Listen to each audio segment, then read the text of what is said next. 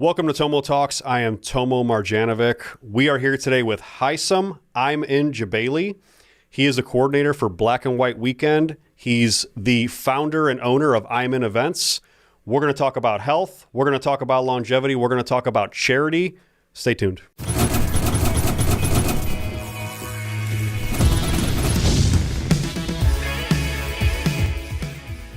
I was telling you off camera, man, when I was in that shape, when I was a bodybuilder and I was, really into bodybuilding, and I had 21 arms at the largest. Mm-hmm. I'm a big guy. I'm 6'3". I was about 240 pounds. And I had abs, and it was intimidating looking. Sure. But when I used to look in the mirror, I used to pick myself apart. I used to literally just destroy myself looking in the mirror.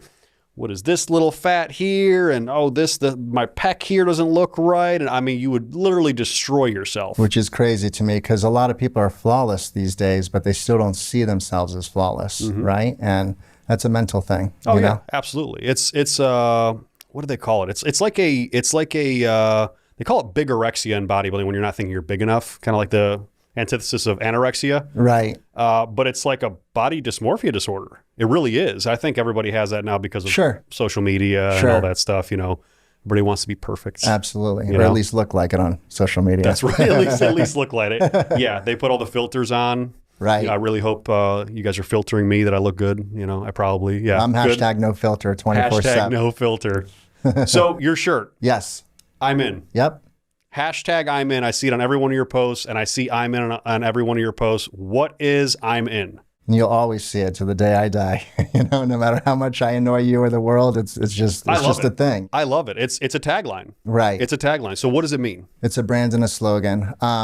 So just a little backstory. I grew up in Orlando, Florida. My parents are Lebanese, as you know. I was born in Canada, but lived in Orlando pretty much my whole life. Mm-hmm. I got my start. I graduated from UCF, go Knights. In the year 2000, got a degree in ad PR. My family background is all business entrepreneurship related, mm-hmm. But I always had a thing for taking a company or taking my own company and making it bigger and better and different than everybody else, right? And something unique to it.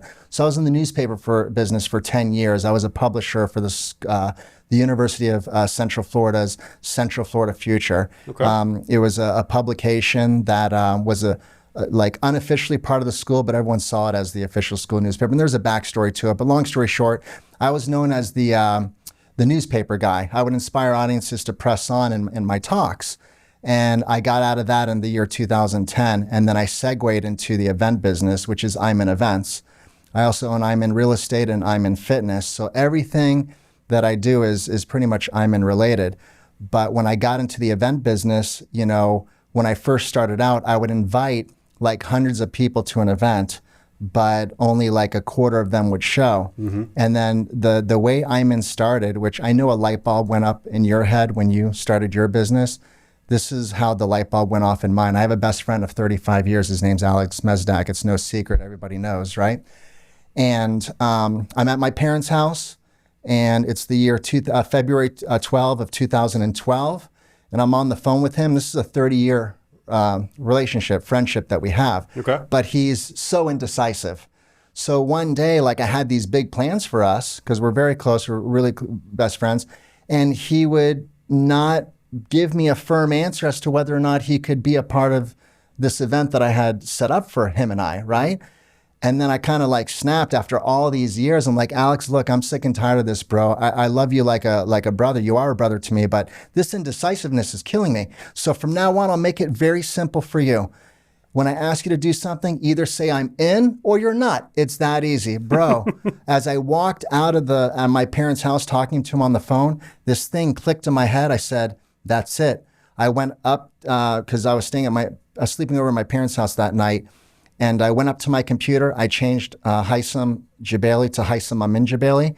I changed every social media platform. I bought the rights to I'm In Events. And then literally I said, from now on, I'm going to say I'm in before I say anything else on social media, to a point where people will know they're either in or they're not. And 12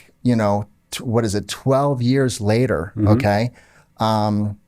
10 to 12 years later, it's grown so big to where everybody is accustomed to it. And I can walk down the street in downtown Orlando and someone will yell, I'm in. It's like the funniest thing, That's great. So And again, I've always been one to separate and differentiate myself, you know? So a lot of people know what you do, okay? And a lot of people know what I do because of I'm in.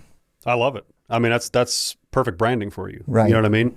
And I never saw it as annoying. Do some people say it's That's annoying? good. No. I'm sure in the back of their head they think it is. Maybe. But no, because you know what? No matter how much you say I'm in, social media is so spread out now and people are so busy with their lives now that we've had 10,000 people come to my events over the course of 12 years, right?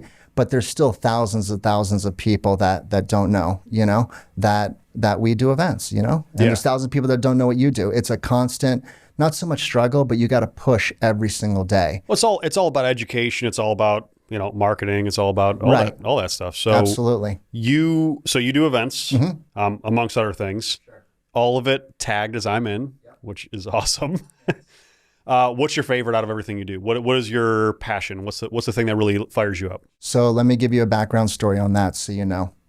And I'll try not to go too deep with it because after 22 years, you know, it's just, I'm almost like past it to where I'm trying to continue to grow from it in better ways. But the real reason why my black and white charity event came about and the real reason why I'm in came about and the real reason why is I'm so passionate is, and you can do your research and you may have heard about it before, but at 22 years old, even though it's 22 years ago, it's still why we're all here today and why so many people come to these events. I was on my deathbed in ICU at ORMC in Orlando, Florida. 3 months after graduating from UCF, I landed in the ICU. I was in the worst shape of my life at 22 when you're supposed to be enjoying your life and having a good time, but I wasn't. There were 10 different factors that led me into that hospital bed. So I had full-blown pneumonia. So the 800,000 plus people that died from COVID because they developed pneumonia from that through a virus, okay? I had a virus too. Obviously, it wasn't COVID 22 years ago, but it was some type of virus that 1 in 3 million people actually get affected by it back then, and it happened to be me. Wow. So I'm on my deathbed, and 2 months of oral surgeries could not clear me through the throat. So my parents brought in 2 miraculous doctors from the state of California. They flew in and performed a miracle surgery. I have a 10-inch scar on my back. They removed all the problems, and 22 years later, I'm still here today. So the black and white party started in 2010 because it took me 10 years to fully recover from that hospital incident, physically and mentally. And what people don't realize is the last 2 colors I envisioned before that surgery was black and white. So in 2010, I started the Black and White Party as a celebration for the fact that I was still alive. And I invited everyone that was at my hospital bedside 10 years prior to come and have a great time dressed in black and white. And then it became year 2 and year 3. In year 3, I met a wonderful local organization called Base Camp Children's Cancer Foundation because I'm all about giving back to the community. And so small local charity where the funds that are raised through ticket sales and sponsorships and silent auction, everything else that a lot of these events do, goes directly to impact these kids that are battling cancer in the hospitals that are ages 3 to 17 because they're a reminder of what I went through. And one of the things that saved me in that hospital was my family and friends and people calling all over the world to wish me well wishes. Sure. Okay. And then it became year 5, and then black and white landed into year 6. It became an entire weekend of fun, okay, and fundraising. First of all, completely amazing what you're doing. Thank you. Raising money for it was adolescent cancer patients is what I'm hearing. I've went to 2 charity events in the last couple weeks for raising money for that. So I mean, it's an amazing cause. Your story is absolutely amazing. Can I ask you what landed you? What were the things that landed you in the hospital in the first place? Were they genetic issues? Were they lifestyle issues? Was it a combination of both? What kind of put you there? I don't know if it was genetics because my entire family is healthy. I mean, no negative or bad health issues in my entire generation of family. It was just bad luck on my part. So genetically, probably bad luck on my part, but I highly doubt it. It was what you started off with. It was self-sabotage. Okay, so my parents were really strict growing up. So all we knew growing up was work, and sleep and eat and work, sleep and eat, right? Are you first generation American? What's that? First generation American? I mean, I got my citizenship in 2017, so I'd say I was Americanized my whole life and then became an American citizen. You were born in Canada? Canada, okay. yeah. But your family moved from the West? From Lebanon. From Lebanon here. To Canada. Gotcha. Yep. So it was 10 factors, okay? One was stress. One wasn't drinking enough water. One was working 78 hours a week. One wasn't sleeping well. One was not working out, okay? I mean, you preach wellness and you help thousands of people on a daily basis to improve their health and help them live longer, stronger, better lives, right? So at 22 years old, like literally that was just 5 of the 10 factors, you know, also stressful relationship, thinking too much, just overall not take care of myself, which is crazy at 22 years old because I was so adamant about proving myself to my family and to my friends and to the newspaper that I was hired on to, like, you know, catapult to the next level, which I did, but it came at a cost initially. So what did I do afterwards? I basically changed, obviously, my health routine. You know, I'm not a big drinker, okay? I never smoked in my life, and if I did, I would definitely be dead because I wouldn't have survived that hospital incident, you know? Yeah. And I see a lot of people doing stuff, and I think everything you do is okay in moderation, but when people do negative stuff on a daily basis, they're just asking for it. They either don't care or they just don't know that it's going to affect them in the long run, right? Yeah. And I mean, at 22 years old, you're expecting nothing to go wrong. You're invincible at 22. You are invincible. You know? Well, I still feel invincible at 44, but I know I'm not. Well, you know what? And at 44, I would never guess you're 44. I knew how old you were, obviously. But looking at you, not knowing you, people that are going to watch this video, they're not going to know you're 44. No, you can easily pass for your early 30s. Thank you, yeah. And I get that a lot, but I attribute it to my nutritionist, I attributed to my trainer, and I attributed to my friends and family that I work out with, you know? You got to find a motivating factor. And what motivates me is to look good and feel good every day, right?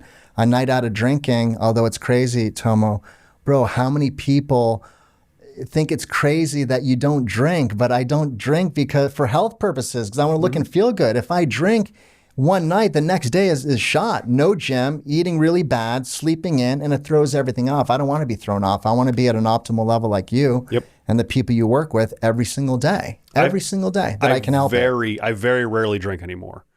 If I do, and I can't say that too much because we shot a podcast here last Thursday where we were tasting some scotch and things like that. And I do enjoy my whiskey. I do enjoy tequila. In moderation. But it's like once a month, maybe once every 3 months. You know, I smoke cigars. If it's once a week, we're lucky. Right. You know, but so it's everything absolutely in moderation, but every other part of my life is completely health focused. I am eating extremely clean. I've always eaten extremely clean since I was 13 years old when I first started bodybuilding and into fitness and everything. I'm always into working out, even when I don't want to. My day can't start correctly without working out. You know what I mean? Right. And you worked out this morning. I did, yeah. And you do CrossFit. CrossFit, yeah. I would be in a wheelchair if I did CrossFit once. I did CrossFit once when I was younger. Yeah. I think I was in my late 20s. But, you know, I mean, late 20s to mid 30s, and I'll be 37. I'll be 37 this year. Right. I'm getting Nothing's up there. impossible, Tomo. So what's funny is I'm one of the only CrossFitters in the U.S. that does CrossFit with only half the lung capacity of a normal human being because of my lung surgery. You're probably 22 kicking years people's ago. ass too, aren't you? What's that? You're probably kicking I'm not last place, but I'm not going to lie and say I'm in first place either because some of these people are beasts in the gym and they love it and they take it very seriously and they're really amazing, you know? I go to just get a really good workout and hang out with my friends, you know? So I used to rag on CrossFit all the time. Right. I'm sorry, all you CrossFitters. I used to rag on it constantly. They're going to hate that, yeah. Oh, they're going to hate it. I mean, it's CrossFit, you know. But it's okay. What do they, didn't they name it like Cult Fit or something like that? Yes. Yeah. Oh, there's a lot of names for it. Yeah. So CrossFit to me was always, it's cross training. I mean, that's what it is. It's like when you train in football, it's like when you train in any athletic sport.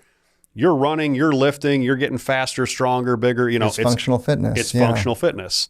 And it's funny, I posted a couple workouts and I structured them and they were mostly cardio workouts. And I'm doing push-ups, pull-ups. I'm doing cardio in between. Sure. I'm doing abs in between. And I have this sequence. Yeah. So I have this sequence and someone comments like, you doing CrossFit, bro? And it's a bodybuilder friend. Right, you know what I mean? Right. And I'm 20 years into bodybuilding. Are you doing CrossFit, bro? And I'm like, oh shit, I am. Yeah. I'm doing CrossFit. I did CrossFit today. Yeah. I'm a CrossFitter now. But I train too. I go to House of Sweat Orlando, which is a personal training facility, because I do like weight training. Like you've been doing for so long, and I do enjoy CrossFit. Uncanny Fitness in Winter Park is amazing. Those guys are wonderful coaches.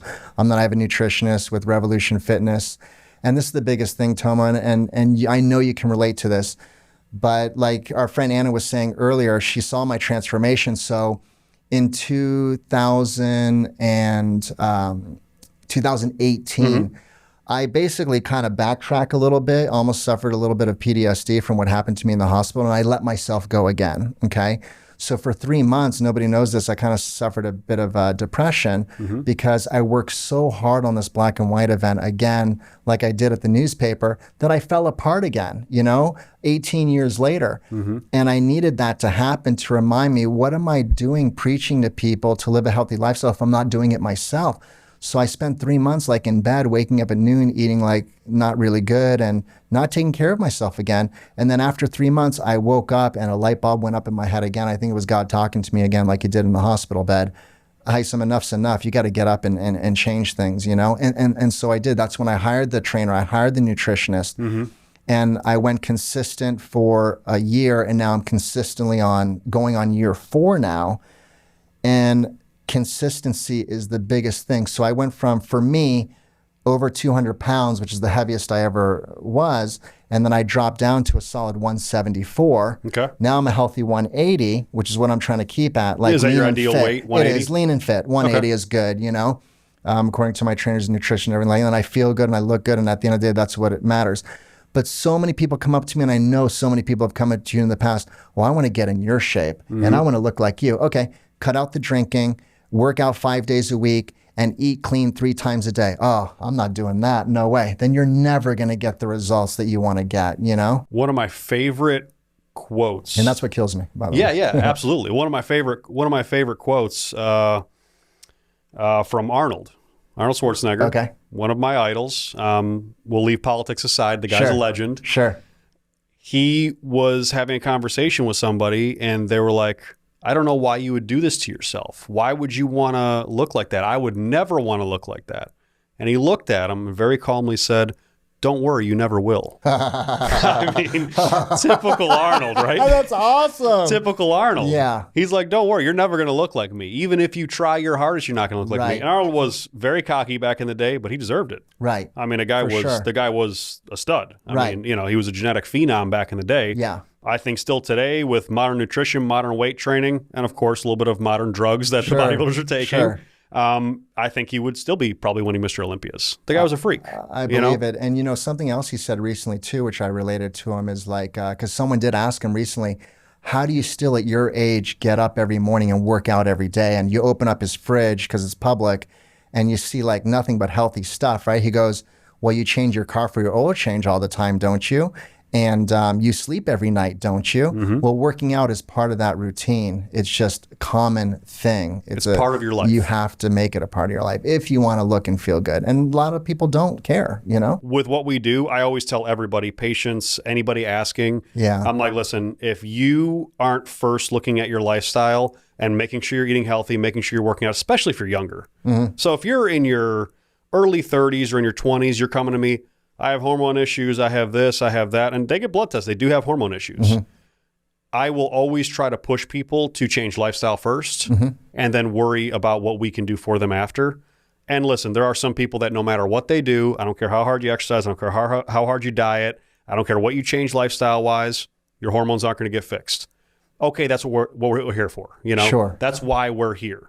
So we'll help you optimize your hormones and we'll get you to the next step. That's awesome. But if you're 25 years old and you're lazy and you're sedentary and you're eating McDonald's every day, go fix that stuff first, because your hormone profile will probably naturally adapt and improve.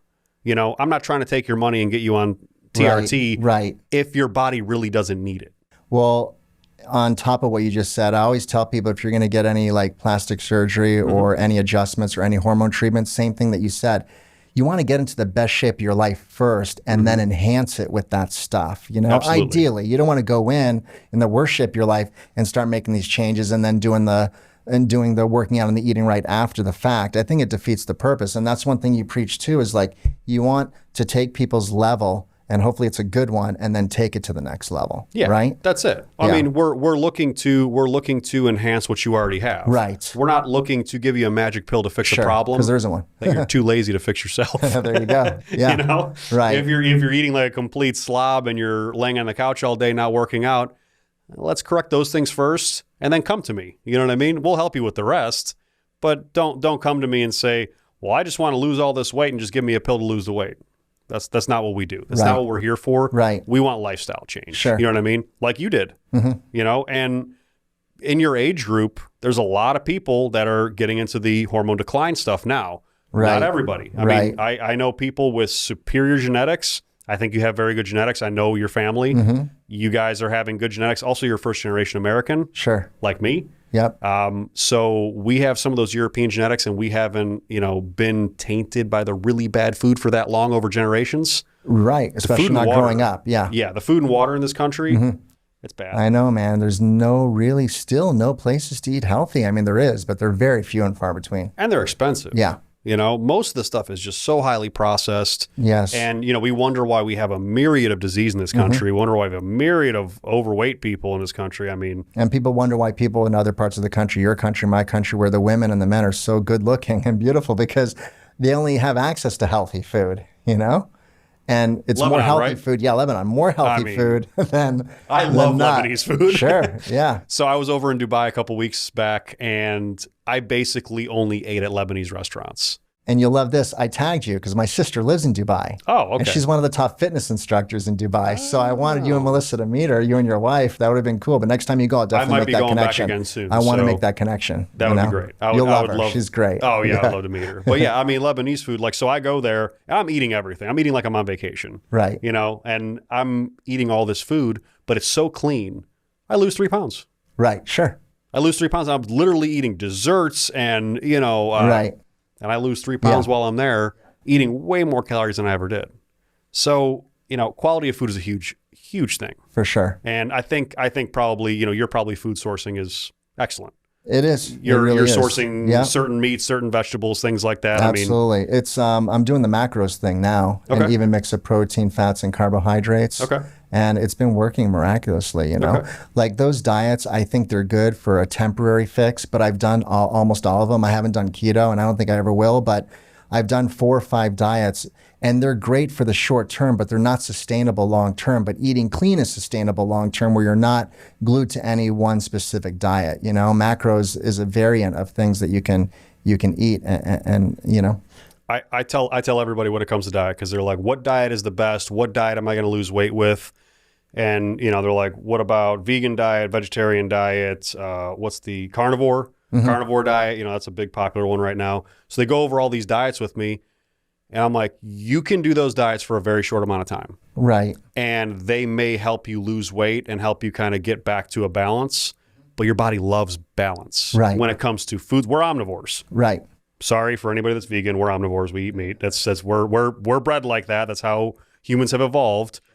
We are supposed to eat a balanced diet of a lot of veggies, good healthy grains, not super processed grains, and meat. Yep. Fish, whatever it is, whatever kind of animal protein that you're looking at, we're supposed to eat all of that in balance. So just like your hormones in your body, just like everything else in life, your body likes balance. Absolutely. There's a homeostasis to happen. Yeah, and I'm glad you brought that up, because one of the reasons why I love to be on Tomo Talks is Black and White Weekend is about balance. It's about balancing the community and raising money for charity. It's about balancing your lifestyle, because there is a wellness component where we encourage people to look and feel their best going into Black and White Weekend, right?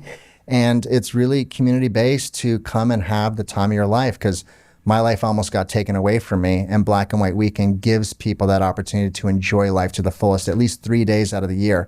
And no other charity event does that, because most of them are just one evening. But I got you guys all weekend long. You get to experience the whole weekend and still get to hang and meet with the sponsors as well. Plenty of food, plenty of drinks to be had. If you want to stay the night in the hotel, our rate's only $132 plus tax, because I promise you're not going to want to leave. And if you live close, it's okay. You don't have to stay the night, but keep your wristband on you.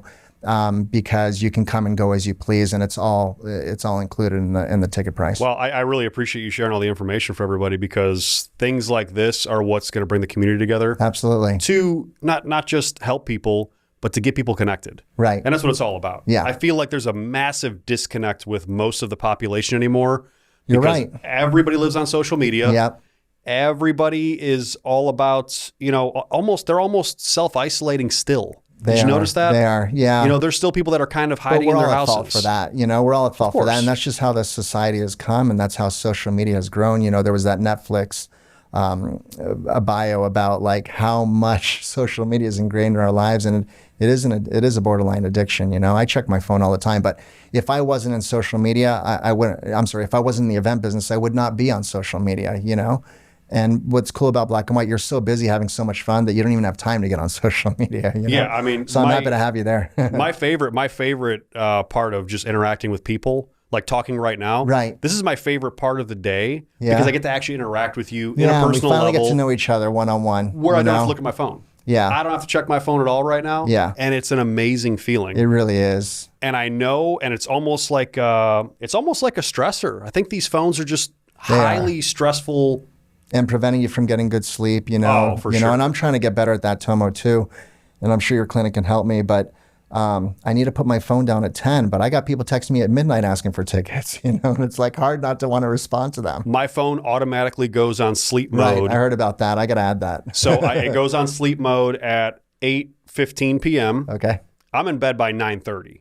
As I'm also awake at 4:30. So, Sure. I'm in bed at 9:30, but for an hour.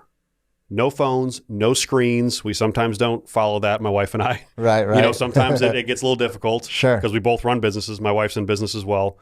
But no phone for the last hour. That prevention of blue light, everybody hears about blue light blockers and all that stuff. Yeah. But preventing you from actually seeing that blue light will help you tremendously. Right. I know. And Getting I'm REM work on sleep, that. getting deeper sleep, getting more restorative. I think after sleep. Black and White, I'm going to focus on that more. It's really easy. I say no phone for an hour before bed. Okay. No phone for an hour in the morning. That's the hard one. Jeez, yeah. Because you wake up in the morning, the first thing you want to look at. Yeah, check your phone, see who messaged you, and emails, blah blah blah. Text messages. But what is that? I'm going to try that too. But what does that do? Heighten stress. Right. Yes. So you're starting your day off with a stressful situation, even positive. It could be eustress. It doesn't have to be distress. Mm-hmm. It could be a positive stress, but it's still stress. So what is that going to affect? Hormones. And I bet you guys aren't thinking about this at home. That's why you're listening to Tomo Talks today. See, he's plugging us already. I love it. I'm in. I'm definitely in with this kind of conversation. I'm really happy that you came on. Well, blackandwhiteweekend.com. Definitely get your tickets. I promise you it's going to be an amazing time. And one other thing I just want to say real quick. I admire what you said, that you and I finally, after years of knowing each other, sitting down and getting to know each other a little bit more one-on-one. It's hard for me because when you have 1,000 people, I can't have one-on-ones with 1,000 people. Of course. But I do want to, thank everyone watching for supporting me and supporting the charity. So thank you again. Yeah. So thank you for doing this for the community. This is what it really matters. Thank you for doing this for Orlando. I think Orlando is really up and coming. Mm-hmm. In Florida, we're getting a lot of people moving here. We're getting a lot of affluent people moving here, and a lot of charity is going on right now. Absolutely. Which is completely amazing for the city. 100%, 110%. Yeah. Bigger and better than ever. Yeah. So thank you for doing this for Orlando. Thank you for coming on Tomo Talks. Absolutely. I appreciate you. I appreciate it too. Thank you. Thanks for watching this episode. If you want to watch more episodes, click right here. If you want to subscribe to the channel, right there. Make sure you like and comment.